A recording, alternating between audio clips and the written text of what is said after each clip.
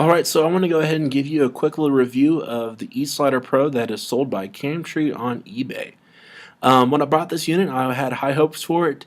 However, after 48 hours, this unit stopped working altogether. Real quick, let me go through and tell you everything that's included. First off, let's start with the case. As you can see with the case, there's nothing really all that special about it. Pretty much it's vinyl and styrofoam. It holds everything together. However, I don't really put much trust in it being able to keep everything safe and secure. For the most part, it's just a holder. The first thing that they give you free is the free mount. This allows you to give some pan tilt to the mount and move the camera around. The problem is this doesn't really lock down anything. It's not very tight. It's not very secure. So if you have a camera above 3 pounds, like most people, I would say not to use it. I use a DSLR 60 with a 85mm lens, and it was slipping all over, and it's about a 4-pound setup.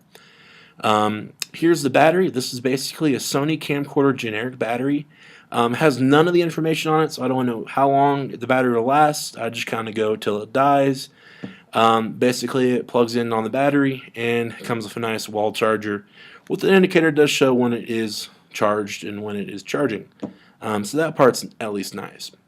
Here's the remote. This is actually one of the things I was most impressed about the unit. It seems fairly strongly constructed, fairly simple and easy to use.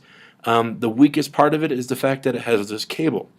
The problem with this cable is I have no idea what kind of connector it uses. I have no idea how many cable wires are in it, so that when this cable starts kind of falling apart because it's really cheap, I have no idea where to get a replacement. And of course, here's the motor.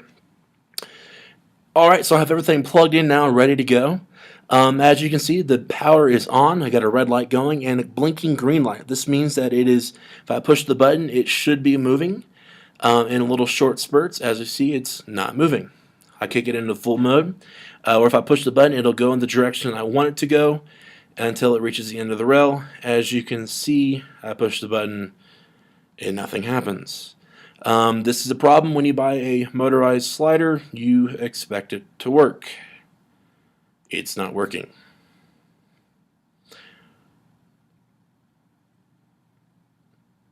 Well, here's the good news though. The best part about having a motorized slider is the fact that I can take off the motor. So let me unscrew these nuts right here. As you can see, there's a spacer on this nut. They couldn't get you the right nut, so they got a spacer on it, which means it's an extra part for you to lose. If you lose this spacer, the unit stops working. I'll take this motor off. As you can see, there's a lot of gunk and grease down there. This is after 48 hours of use, so nothing special there. So really impressive. And here's the nice, wonderful rail. As you can see, it does fairly fluid. It is fairly smooth. One of the best part about being on an English rail is that it comes with a lot of features on the mount.